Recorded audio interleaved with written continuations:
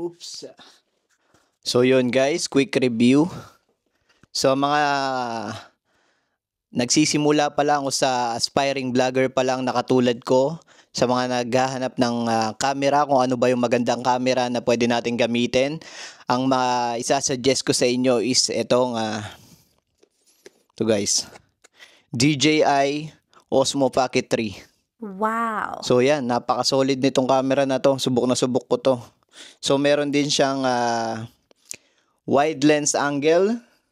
Meron siyang kasama sa loob, meron siyang DJI mic to transmitter. So yan, ito nga yung mismong gamit ko ngayon. Napaka-solid nito kasi meron na rin siyang kapag ka mahangin. So yan, natatanggal lang siya. And then ano pa ba ang spec nito? Yung meron din siyang battery handle sa ano. So ito nga yun. Battery handle niya. So syempre meron din siyang kasamang sa charging natin wire.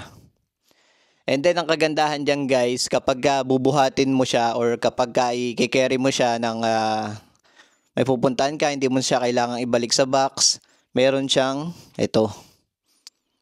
Hard case, may hard case siya. So hindi maano yung camera mo. And then ang mga iba pang specs nito is meron siyang 3-axis gimbal mechanical stabilization. So it means kapag gumagalaw ka, kapag yung tumatakbo ka, hindi yung parang maalog yung camera mo. Meron din siyang active track. So pwede ka niyang sundan kapag gumagalaw-galaw ka, susundan ka niya. And then yung full pixel fast focusing. And then stereo recording. And at the same time nga, yung pinaka the best dito is yung handy siya. So kapag hawak-hawak mo siya ganyan, ganto. Ala kasi akong gamit na ibang camera. So ang ginagamit ko pa muna ngayon is itong Osmo ko na to. Mamaya gagamitin ko yung cellphone ko para makita nyo yung mismong camera ang gamit ko. So ang included dito sa Osmo na to, kapag binili mo, ano kasi to creator combo. Ayan, kung mapapansin nyo, nakalagay dyan, creator combo. So, ang included dito yung mismong device niya, yung Osmo Pocket 3. And then, protection object, yung mismong hard case nga, sabi ko kanina. And etong mic na to, DJI mic to transmitter.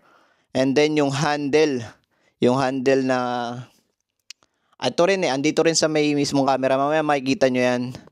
And then battery handle, yung pinakita ko kanina.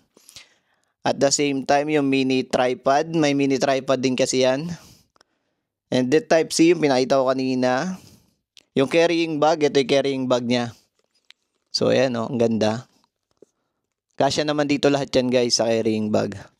So, ano pa ba? Meron siyang clip magnet. And tong DJI 2 windscreen. Ito nga yun, yung nasa mic. And then yung sa wide angle lens. Asan ba yung wide angle lens? Ito yung wide angle lens natin. Kaya lang papakita ko guys. So ayan. Ayan yung wide angle lens natin. Yan. Makikita mo yan pag bumili ka nito. So guys, gagamitin ko muna yung cellphone ko pang video para makita nyo yung mismong camera ko. So ayun guys, ang gamit na natin pang video ngayon, yung iPhone natin. Para makita nyo yung camera. Ito yung camera nga pala, mismong camera. Ayan. So ayan guys, yung mismong camera. And then pag i-open mo yan, ganyan lang. Pihitin mo lang ng ganyan. Kusa na siya mag-o-open. O, pwede mo rin siyang ilipat ng, kung gusto kong itutok sa akin, kunyari na ganyan ako. Natutok kasi sa atin yan. Pagka nakaganyan ako, gusto itutok sa akin, pwede kong pindutin ng ganyan, kung saan siyang gagalaw. And then, ayun yung sinasabi ko sa inyo guys, makikita, tignan nyo yung maigi yung camera. So, ayan kusa siyang nag-a-adjust para sa'yo. Sa gimbal nga yun, yung tinatawag na gimbal. So, ito yung handle na sinasabi ko kanina. Ayan. Ang ano lang yan, aalisin mo. Ayan, pipihitin mo lang. Ito yung mini tripod niyang kasama. Then, lagay mo lang dyan. Oops. Ayan. So, yun. Tapos, pwede mo na siyang itayo. Kunyari dito, tatayo ko. Ayan, like that. O, ayan. Pwede ako mag-video-video parang ganyan. And then, kung isasara mo naman siya is, gaganon mo lang rin siya. Pagka isasara mo. Oh, wait lang. Ayan. Pagka isasara mo siya, i-flip mo lang ng pagganon kung saan na siya magsasara. O, di ba? Napaka-handy. Kung itatago mo naman siya, kailangan mo lang pindutin to, tanggal na yan. And then, ito yung hard case na sinasabi ko kanina. Gaganon mo lang. So, ayan yung itsura niya guys kapag nakatago siya. And one thing pa, kung gusto mong mas malaki or kung gusto mong mas matangkad yung sa camera mo, ang gagamitin mo itong yung mismong power bank niya. Ito power bank to pero pwede rin siyang handle. Yan, gaganyan mo lang. Same lang rin doon sa kanina. So, di ba mas matangkad? Oh, one second. So, ayan. Mas matangkad, mas malaki. Mas malaki tignan. O, di ba? And, tignan natin, subukan natin. So, yan. Di ba? And then, kapag, one second. Kapag i-connect mo naman tong mic, ayan, ito, may power on dito. Ayan, makikita nyo dyan. Kusa na siyang kukonek. Ayan. So, wait lang. Open lang natin to. Ayan. Pwede mo rin siyang ilagay dito.